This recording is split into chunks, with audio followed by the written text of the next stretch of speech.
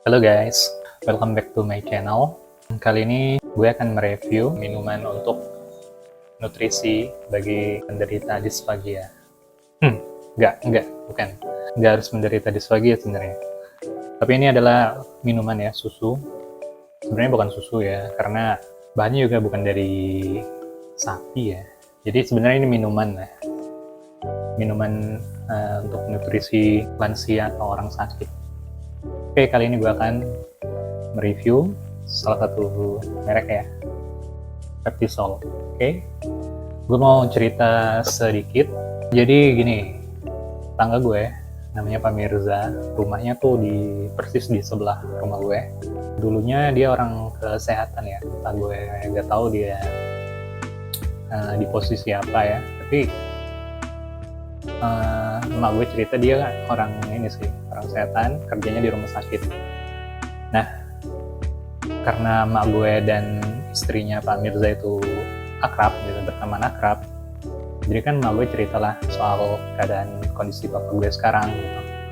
Nah, sama Pak Mirza dikasih rekomendasi, soalnya kan emak gue cerita badan bapak gue kan sekarang kurus gitu, kurus tinggal tulang gitu.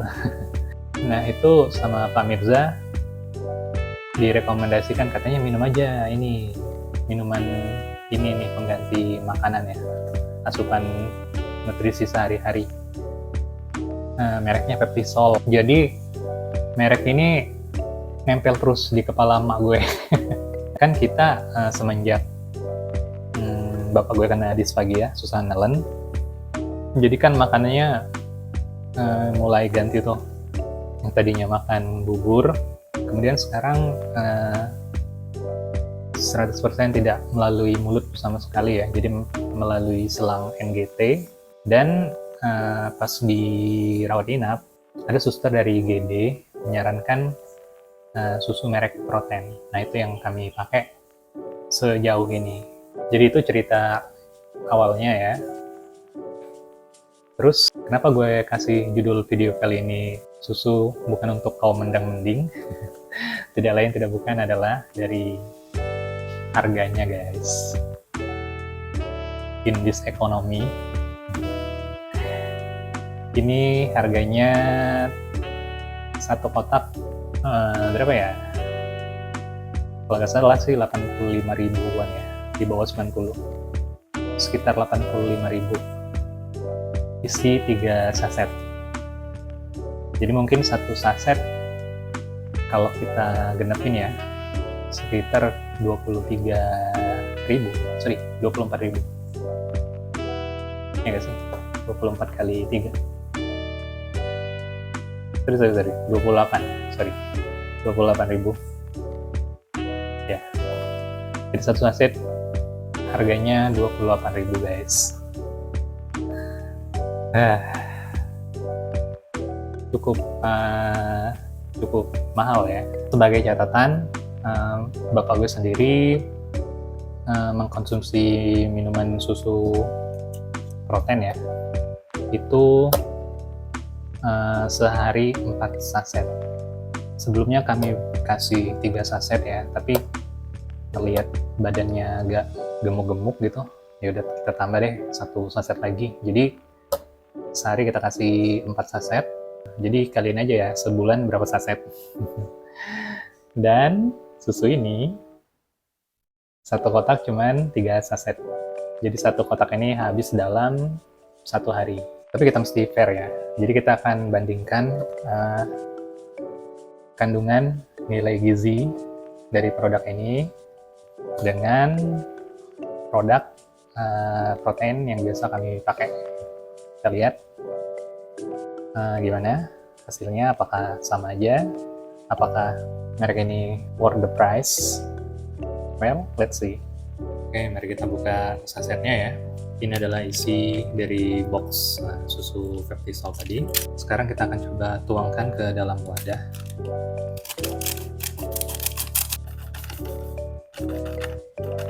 Kira-kira begini penampakan bubuknya ya. Feel-nya tuh kayak tepung gitu. teksturnya tuh nggak apa ya, nggak terlalu menyatu gitu. Oke, udah gue tambahin air sebanyak 200 ml.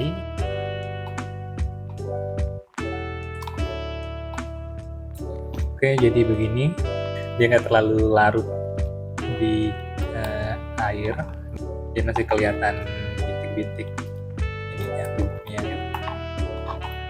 Terus sudah cukup, sekarang kita bisa memberikan ini. So tadi itu kira-kira penampakannya ya. Gue sendiri pernah nyicip rasanya guys, itu manis ya. Rasa vanila, tapi di mulut gue tuh terlalu manis ya, kayak makan permen gitu. Kan dari sisa-sisa bubuk yang diaduk tuh kadang ada yang nggak larut kan, nah itu gue makan. Rasanya kayak makan permen guys, itu terlalu manis di mulut gue. Entah kenapa. Ya jadi tergantung selera sih. Kalau orangnya suka manis, ya sah-sah aja kan. Tapi di bapak gue, dia mah nggak peduli rasa manis atau pahit ya. Orang obat aja nggak peduli dia. Soalnya kan langsung ke lambung.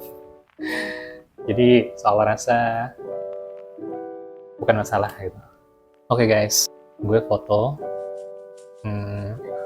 informasi nilai gizi di masing-masing kemasan atau kotaknya ya. Kemudian gue suruh si ChatGPT untuk membuat perbandingan. Jadi gue suruh si ChatGPT bikin table matrix perbandingan dari dua foto kemasan ya, kotak susu tadi. Nah, ini fotonya, ini foto si protein. Lalu ini foto si peptisol. Oke. Nah, ini adalah hasilnya. Nah, tabel ini kan agak susah dibaca ya guys. Jadi gue suruh si ChatGPT bikin bar chart-nya. Nah, kira-kira seperti ini. Jadi yang warna hijau itu susu protein, yang warna orange itu susu peptisol yang sedang kita review.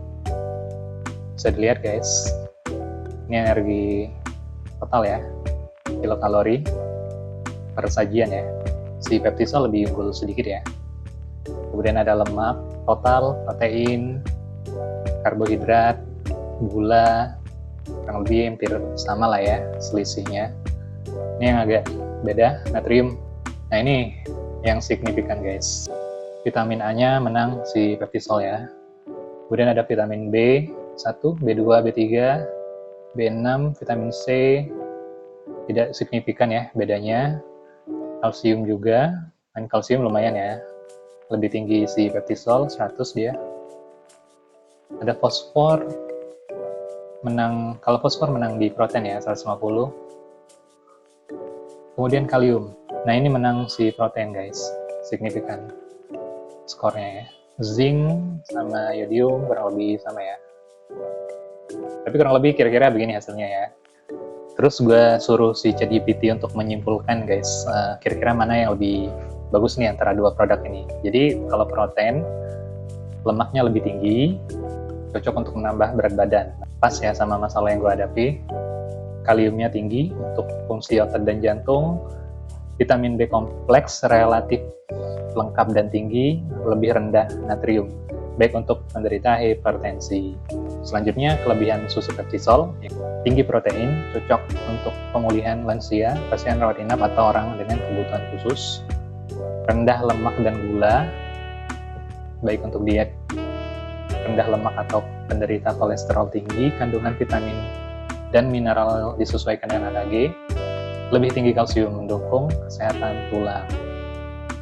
Jadi, kesimpulan akhir, kalau untuk pemulihan lansia, pasien rawat inap, atau yang butuh tinggi protein dan rendah lemak, si peptisol lebih cocok. Kalau untuk aktivasi berat, butuh energi, menjaga massa otot, atau sedang menambah berat badan, susu protein lebih mendukung. Untuk diet rendah garam, protein sedikit lebih aman. Untuk tulang dan gizi seimbang jangka panjang, peptisol unggul. Nah, ada cerita menarik juga guys. Jadi si dokter kan ini kan konsul ke dokter ya. Kebetulan dapat dokter yang beda dari sebelumnya gitu. Nah, dokter baru ini dia nyaranin merek Entrasol. Kita udah cari di apotek, tapi yang gue baca di kotak Entrasol itu dia lebih ke untuk kesehatan tulang gitu. Dia mengandung kalsium, fosfor, segala macam. Sementara bapak gue sendiri sekarang kan udah terbaring gitu ya. Dia kayaknya nggak butuh tulang yang terlalu kuat, ya orang nggak bisa jalan gitu. Jadi dia kayaknya lebih ke apa ya, masa otot gitu, kayak nambah berat badan. Itu kan karena dia kelihatan kurus banget gitu. Jadi susu yang tinggi kalsium atau untuk tulang itu kayaknya bukan kriteria ya kalau untuk case bapak gue. Oke, jadi kesimpulannya apa ya? Ini subjektif sebenarnya, tapi ya itu tadi ya, karena kebutuhan bapak gue sehari 4 saset, dan untuk keadaan ekonomi keluarga kami mampunya segitu sehari gitu, per hari. Jadi untuk pilihan susu Peptisol ini kayaknya tidak cocok. Sekali lagi guys, ini subjektif ya. Jadi judul video gue kali ini itu cuma gimmick aja, clickbait ya. Karena itu tergantung individu masing-masing ya. Tergantung pilihan masing-masing. Kalau sekiranya lansia yang butuh kalsium atau fosfor untuk kesehatan tulang dan gigi dan suka rasa manis, kayaknya ini bisa cocok ya untuk dikonsumsi. Tapi untuk bapak gue khususnya, secara ekonomi dan kebutuhan nutrisi beliau, terutama untuk masalah menaikkan berat badan tadi ya, protein adalah pilihan yang lebih bijaksana. Jadi kurang lebih itu guys kesimpulannya. Lihat konteksnya dulu untuk memutuskan susu mana yang lebih cocok dikonsumsi oleh pasien atau penderita. Oke, sekian dulu video kali ini. Kalau kalian relate dengan topik ini, jangan lupa di subscribe ya channel gue biar semakin berkembang. Oh iya, susu Peptisol ini bisa didapatkan di apotek ya, banyak sih jualannya. Tapi kalau kalian mau pesan online, mungkin bisa sedikit lebih murah ya. Ntar gue cariin yang diskon dan gratis ongkir. Kalian bisa cek di deskripsi di bawah. Oke, sampai jumpa di video selanjutnya.